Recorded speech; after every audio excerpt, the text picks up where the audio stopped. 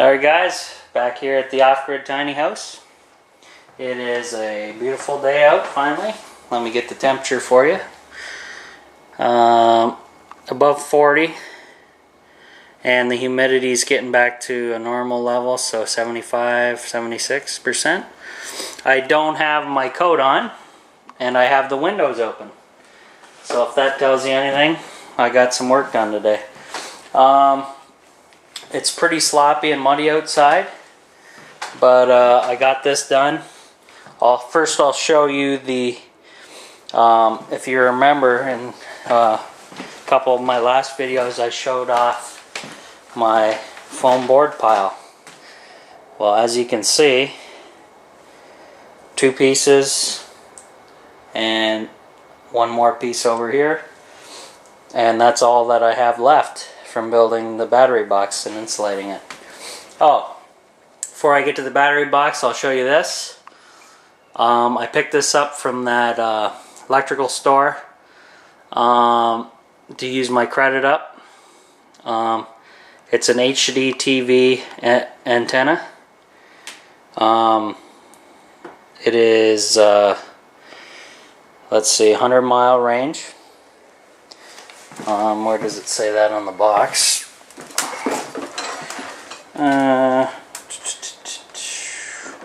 Well, anyway, it is. Let's see. Oh, there it goes at the bottom. 100-mile range HD antenna. So that's going to come useful when you're off grid, because you don't have. This is a one-time buy, and you get about 10 free HD channels or more. So for local news and stuff, that's pretty good. You don't have to pay for it. Yeah, so, to show some other stuff off here. I don't quite know what this is. It's another freebie from the garage cleanout. Battery eliminator, class 2 plug-in transformer. It goes to 9-volt DC, and it's got these. It's got like a battery connector. Perma Power C-cell battery substitute. So it must be, you can plug this directly into 120 volts, I'm guessing. And then it also has some DC plugs. So I don't know. Tell me what you guys know about that, if anything. Also got a nice heavy gauge wire for batteries, possibly. It seems a little small, but also some terminals, heavy duty copper terminals, another small battery thing, got some handles, metal handles, got some hinges which I won't need, got some old coat hangers, these 2 big flanges I'm going to use on the back of the trailer to hold up my 100-pound propane cylinder, got some magnet. Well, door hinge magnets anyway. So on to the battery box. Alright, so as you can see, I got it complete. Now I used that, if you remember, I had a 3/4 inch piece of plywood here. I used up most of it. There's 1 piece left, not very big, and I just used it for the top of the lids, and then I put this as a spacer because there was a gap in between here.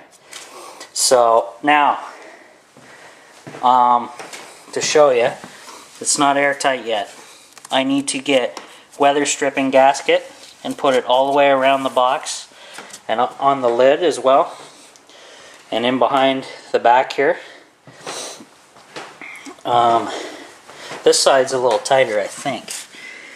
It's got, oh no, so it needs gasket here as well. So I'm going to have to get some of that weather stripping gasket and add that. But once I do that, that should be complete. I don't know about painting it yet. Here, let me take a look back towards the fireplace. Yeah, it looks pretty decent. So now, when I lift this lid, you guys are going to say, oh God, what a mess. But remember, I'm using up scrap foam board that was already cut into random sizes, and I just basically stuffed this box because the batteries are just sitting on top of it. So start cringing now, guys. So just move this one over here. So this I have, I think this is 2.5 inches up against the wall, all the way down. It's nasty in here, guys, but whatever. Once the batteries are in here and the weight's down on here, this will compress down. But this is a good, easily 6 inches. Let's see. Oh yeah, 6 inches up off the ground. So that's definitely going to keep the batteries nice. I have this foam sticking just here because the screws I used are sticking out a little bit past the wood, so they're just sitting on there. This is just a base for this guy. I screwed it into the wall here, screwed it down into here, and that's just attached to the front as just a brace.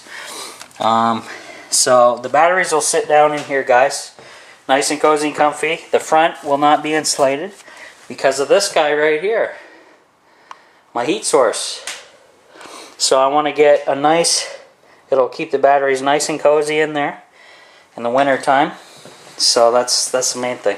So what I'll do is I'll take this lid off, move it somewhere over in my garbage pile, and I'll pull the other lid off and show you that. Oh, I guess not. That'll just collapse on me. But put it over here for now. And then pull this other lid and you guys can cringe again. So this one's a little neater. I doubled up the 1 inch on that one.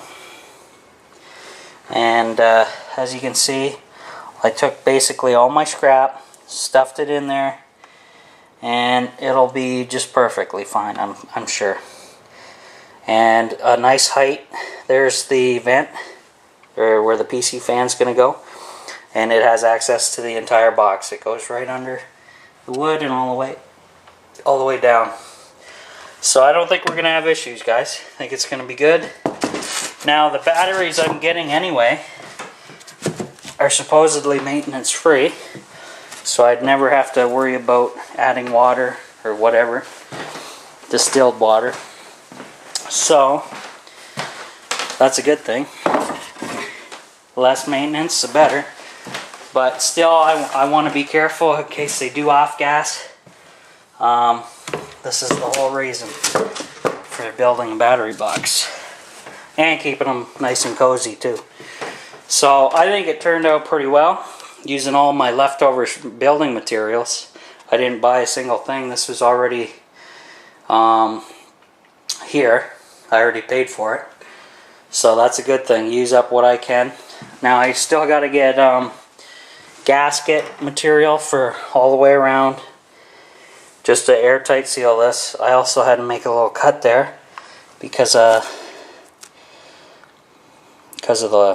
overlapped on the wall there, but that's no big deal. Once I get, and the gasket material is pretty cheap, so that's not a big deal. I can do that anytime. I got the windows open. There it goes.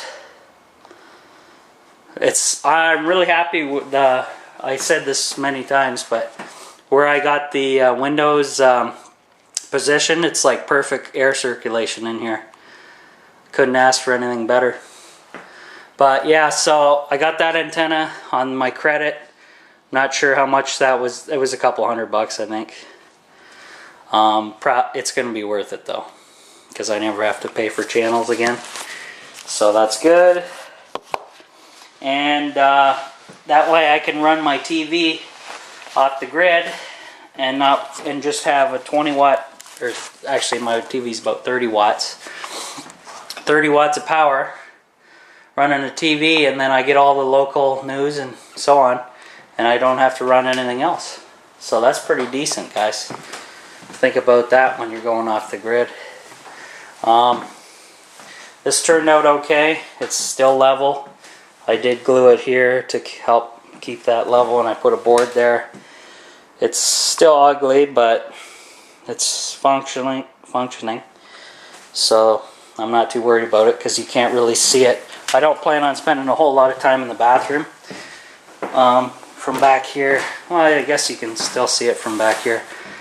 But when you're at the other end of the trailer, way back here, where all my junk is stored right now, it's a mess.